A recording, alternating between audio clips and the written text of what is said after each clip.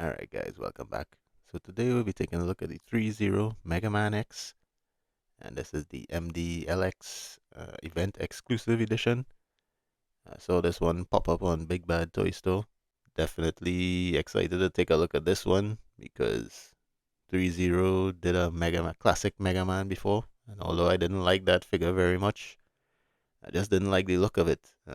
Something with the face and stuff just looks way off, and the proportions and stuff seem a little bit too gangly for me. So I think those proportions and stuff work a lot better for Mega Man X because it almost seemed like a designer for Mega Man X decided to do their own interpretation of Mega Man, and it just didn't fit for me. So I think it works a lot better for this one based on the pictures I've seen. So without further ado, let's crack this package open and see what we get inside.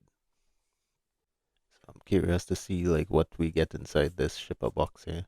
If it's just the figure straight up or if there's an actual like collector's box on the inside or something. Guess we'll find out together.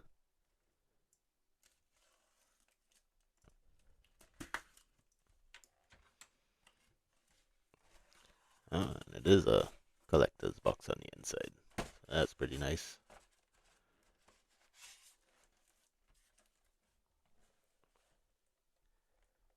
Alright, you have that plastic going across the top there. So let's see.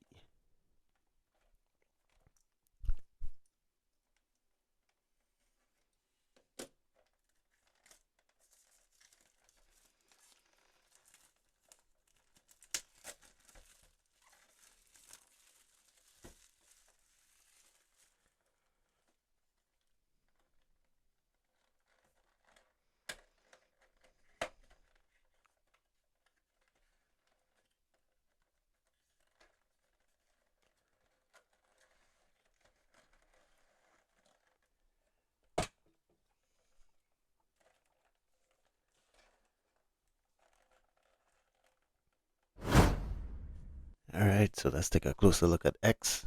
Taking a look at the face on X. Fantastic. I was actually comparing it to some artwork and it definitely is spot on.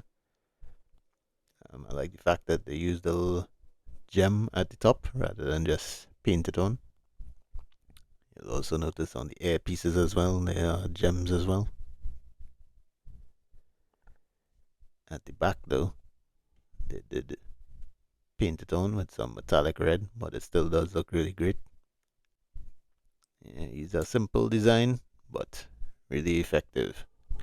I love playing this game back in the day, and still do from time to time. The chest piece, really well done, very clean. The shoulder pieces, this one in particular pops out quite a bit, so I don't know if that's just my luck of the draw. Doesn't seem to be popping off now, so best not tempt fate. But it does look really nice. I like the fact that they have the gloss on all the armored pieces, and the undersuit is like matte. The arms, really nicely done as well. The ball joints on the inside of these arms there are actually metal, so that's kind of cool. And I believe certain parts of this figure are die cast. I believe the chest is, and I believe the legs are. Not sure about the arms though, or the head. Guess we'll see when we're checking out the accessories. The crutch piece is a softer piece. Take a look at the back there. Really nicely done. None of the joints look ugly, and they have pretty decent range considering the character and the size of his boots and stuff. Speaking of the boots, really nicely done. No details on them, but they are shiny and they are accurate to the source. The joint on the inside of the ankles can actually drop down a little bit, and if you could see inside there, it is actually a metal ball joint. That's kind of nice. The only thing that has me worried are these sharp pieces on the ends. Kind of worried that when you tilt the ankle, it'll scrape the paint, but remains to be seen. The gems at the bottom there, really nicely done. Can't tell if it's paint or a gem. So that's, I guess, a good compliment to pay to the painters if they indeed are painted. I was looking at the manual and they did indicate that there were magnets at the toe and the heel. So we'll see how those function, but for now, you can see they are pretty strong. So maybe he'll be able to do a nice wall kick if he could find a metal surface like a fridge or something. But yeah, this figure, really fantastic. Really enjoying this one, to be quite honest, and I think the aesthetic fits the X series quite a lot better than it did the classic Mega Man. I think for the classic stuff, I still prefer the Jada stuff, the cutesy sort of chubby look. But for X, I do think the MDLX series is fantastic, and I really hope they follow up with Zero and Sigma. As a matter of fact, do all the Mavericks. So getting right into the articulation on X, and I think you'll be pleasantly surprised to see what this little figure could do. His head can look up about this far, which is really, really impressive.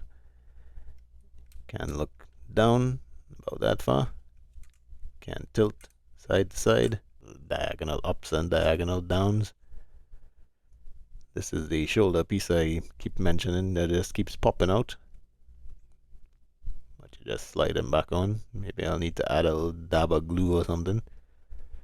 The shoulder does have a typical hinge and rotation, but there is also a ball joint going into the shoulder, so utilizing that, you can get the arm up quite a ways, which is really nice.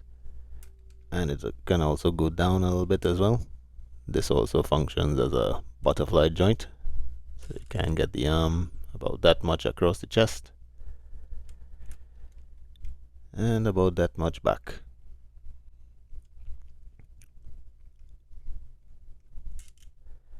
There is a bicep swivel.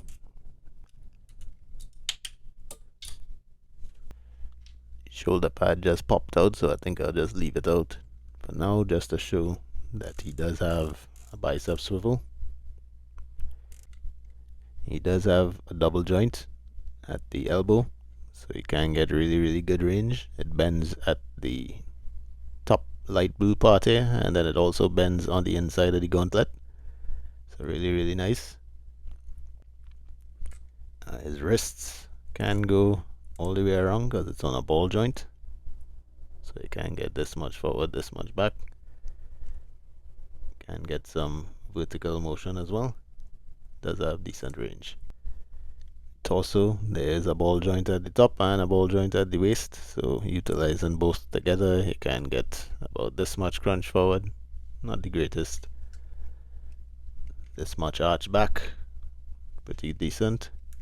Can get quite a decent tilt from side to side.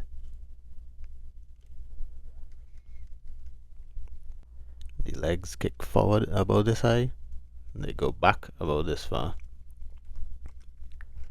Does do almost a full split, which is pretty decent. The thigh does have a swivel. The knees also have double joints as well, similar to the arm. I like how the fact that this piece goes inside, so you can get some more range. And for a character with a huge boot like this, I think that range is phenomenal. So the ankles do drop down, which will allow the foot to kick forward about this far, kick back about this far. And you do get a rocker motion at the top and at the base of the foot, so you can get some decent ankle rocker on that joint there. Getting right into his accessories, he does come default in package with 2 fists. He does come with 2 open gesture hands. Be very careful swapping those out. They are very, very stiff to pull out. probably best to heat them up. So X does come default in package with the stoic face, but it does come with an alternate face sculpt. And how you change that out is, you see the seam at the side of the helmet there. You can either try to get a fingernail in between there and prise it apart,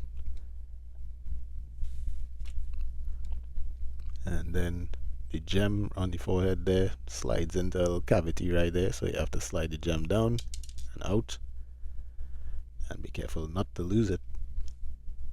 Pull the faceplate off, which is held on by 2 pegs.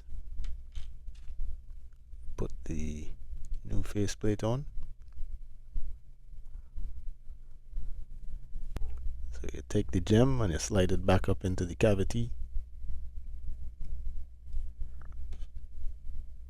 like so. And then you replace the front of the helmet.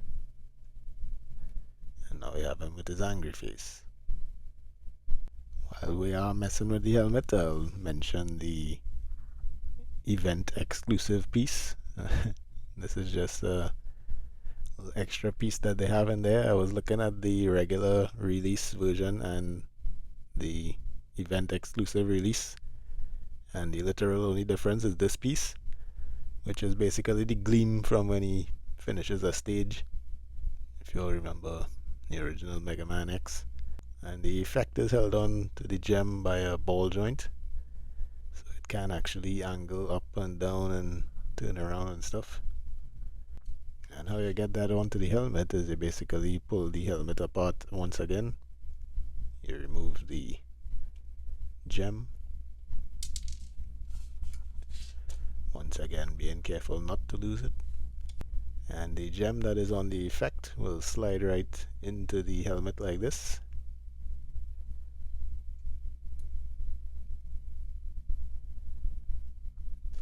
And then you simply replace the helmet on the forehead like that. And now you have the nice effect piece. The X does come with his X Buster, and it does have that same glossy blue that we've seen throughout the figure. Does look pretty good. It does have that nice little grey tip with the red gem down inside there. And how you attach that X Buster, I would advise that you turn the shoulder like this and turn it outwards. Grab it like this and then pull. Sometimes this cap will come out with it, and you simply just slide it back over the joint and plug the Buster right in there. And now you have him with the X Buster.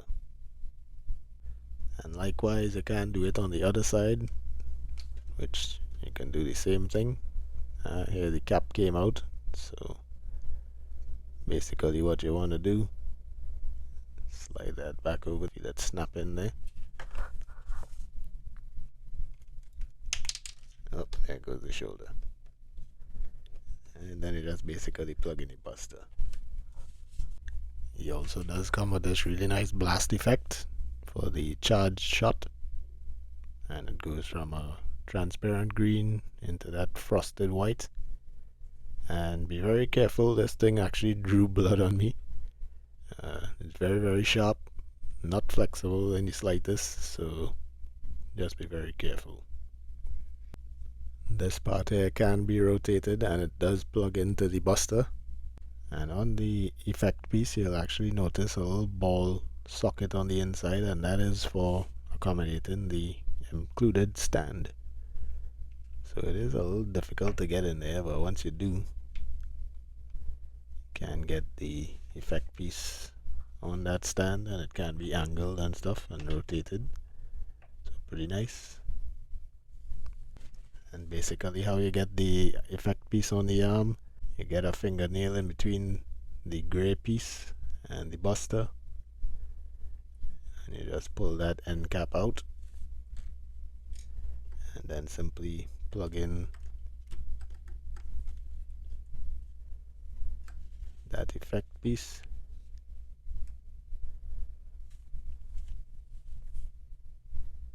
And now you have X firing a charge shot. The end of the blast piece can also be removed, and they gave you an included little extra piece that you could simply slide in there.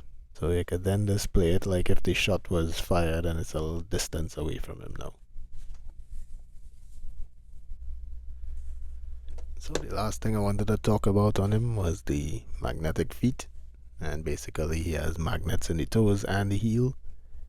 So once you have full contact going on with underneath the feet, you will be able to hold the pose on the wall there. It looks pretty cool, but the ankles aren't quite articulated enough to get the correct wall slide pose. So for height, X does stand about 4 3/4 inches tall. Here he is with a Jada Toys Megaman. Here he is with a McFarlane Batman. Here he is with a Jada Toys Ken. Here he is with an SHF Daima Goku. Here he is with a Black Series Mando. And then here he is with a Marvel Legends Captain America. In closing, I think the figure is really awesome. 3-0 did an excellent job designing this. My only major gripe with the figure is those shoulder pads keep popping off every second. It's best you just pose the figure and then pop the shoulder pads back on, because you'll probably pop those off quite a lot if yours are as loose as mine, which I hope it isn't. The ankles, I think they could have been a little bit better. But other than that, all the paintwork, all the accessories included, really nice. I think it would have been cool if the event exclusive came with some other pieces as well, and not just the one gleam effect. But it is what it is. I actually got this on Big Bad Toy Store. I was looking through one day and I saw that they had the regular release for $48.99, and looking a little further, I saw they had the event exclusive for $48.99, so I was like, well, if this one comes with one extra piece, I might as well get that one. And so I did. And I don't regret it, because more than likely I'll be posing them with that gleam effect. But nonetheless, hope you all enjoyed this review. Hope this helps anybody who is on the fence about getting this figure.